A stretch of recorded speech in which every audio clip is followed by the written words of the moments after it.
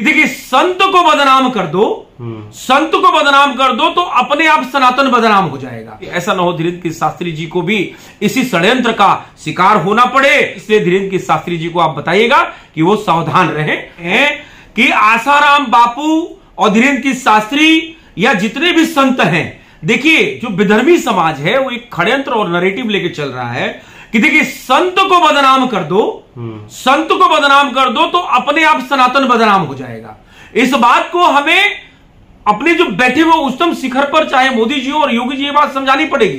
क्योंकि संत जो है बदनाम हुआ तो सनातन बदनाम होगा, सनातन बदनाम हुआ तो राष्ट्र बदनाम हुआ, और राष्ट्र बदनाम हुआ तो जो राष्ट्रवादी सरकारें हैं ये आगे नहीं बन पाएंगी। इस बात को समझिएगा कि एक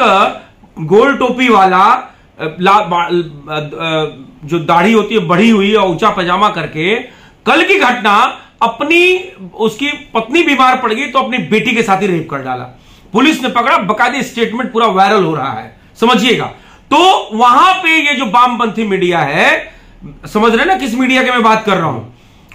तो ये मीडिया नहीं चलाएगी उसको, क्यों? क्योंकि वो उनके समाज के लोग हैं, उनके यहां तो रोज का काम है ये सब। लेकिन यही संत समाज अगर झूठे आरोप भी कोई लगा दे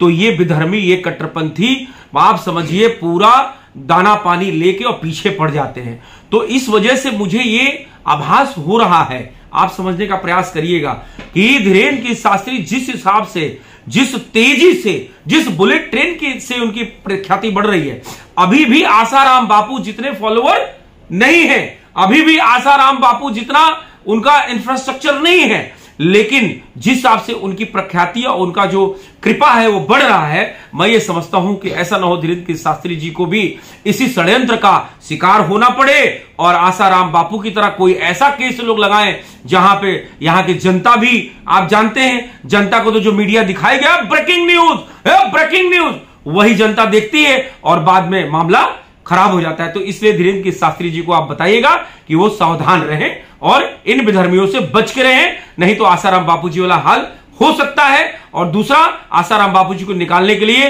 प्रार्थना करना अति आवश्यक है।